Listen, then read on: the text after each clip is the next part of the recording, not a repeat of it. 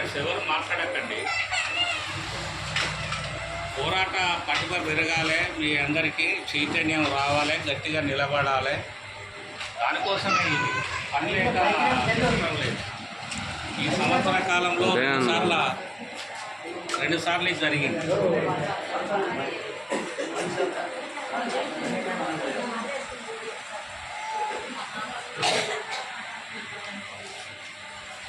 భారత communist party Marxist CPIM Jayashankar జిల్లా committee ఆధ్వర్యంలో పార్టీ సభ్యులకు 2 రోజుల పాటు రాజకీయ శిక్షణ తరగతులు నిర్వహిస్తూ ఉన్నాం.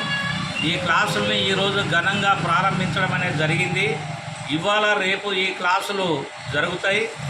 ప్రభుత్వాలు అనుసరించే ప్రజా వ్యతిరేక విధానాల మీద పార్టీ సభ్యులందరికీ అవగాహన కల్పించి రాబోయే కాలంలో ప్రభుత్వాల మెడలుంచి సమస్యల పరిష్కారానికి కృషి చేయడానికి, సమరశీల పోరాటాలు నిర్వహించడానికి ఈ క్లాసులు అనేవి ఉపయోగపడతాయి. ప్రధానంగా కొత్తగా ఏర్పడినటువంటి ప్రభుత్వాలు, అందులో మోడీ సర్కారు గతంలో ఇచ్చిన ఏ ఒక్క వాగ్దానం నెరవేరలేదు.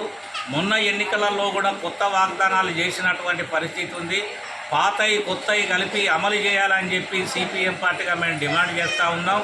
అవి అమలు చేయనటువంటి ఎడల పెద్ద ఎత్తున ప్రజా ఆగ్రహానికి కేంద్ర ప్రభుత్వం గురి కావాల్సి వస్తుందని చెప్పి సందర్భంగా తెలియజేస్తూ ఉన్నాం.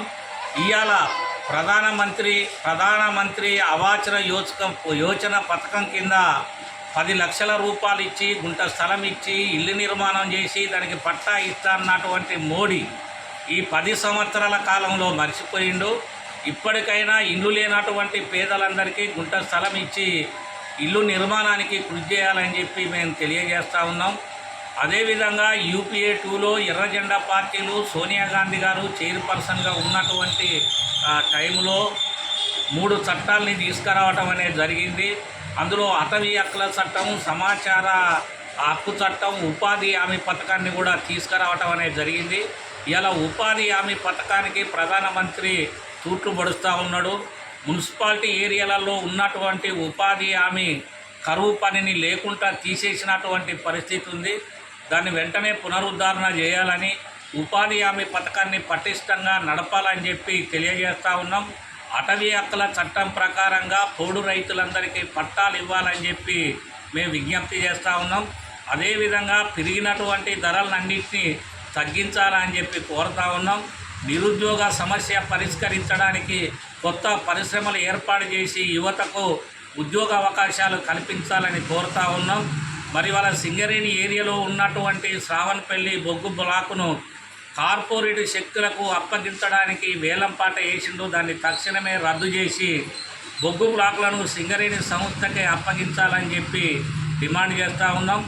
కార్మికులు పోరాటం చేసి తెచ్చుకున్నటువంటి కార్మిక చట్టాలను రద్దు చేసి వాటి ప్లేస్లో 4 కోడ్లుగా చేసినటువంటి మోడీ సర్కారు ఆ కోళ్లను రద్దు చేసి యథావిధిగా కార్మిక చట్టాలు అమలయ్యేటువంటి పద్ధతిలో చేయాలని, అదేవిధంగా దళితులకు, గిరిజనులకు, మహిళలకు, మైనార్టీలకు, సకల జనులకు ఇవాళ ప్రాణమానకు రక్షణ ఏర్పాటు చేసేటువంటి పద్ధతిలో ప్రభుత్వం ఉండాలి.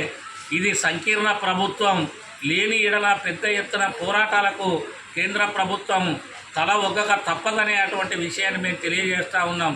మీరు ఏదైతే వాగ్దానం చేసిండ్రో, మీరు ఇచ్చినటువంటి వాగ్దానాన్ని నిలబెట్టుకోకపోతే రాబోయే కాలంలో పెద్ద ఎత్తున ఎర్ర జెండా పార్టీ ఆధ్వర్యంలో ఉవ్వెత్తున పోరాటాలు లేస్తాయని చెప్పి సందర్భంగా కేంద్ర ప్రభుత్వాన్ని హెచ్చరిస్తూ మేము ఇచ్చేటువంటి శిక్షణ తరగతులు కేంద్ర ప్రభుత్వ విధానాలను ప్రజలందరికీ అర్థం చేపిస్తూ ఉన్నాం. రాబోయే కాలంలో అమలు కాకపోతే ప్రజలందరినీ చైతన్యవంతం చేసి పెద్ద ఎత్తున పోరాటాలకు ఉసిగొల్పడానికి ఈ క్లాసులు అనేటివి నిర్వహిస్తూ ఉన్నాం. అందుకని కేంద్ర ప్రభుత్వం ఒళ్ళు దగ్గర పెట్టుకొని ఇచ్చినటువంటి వాగ్దానాలన్నింటినీ నెరవేర్చాలని చెప్పి సందర్భంగా తెలియజేస్తాం.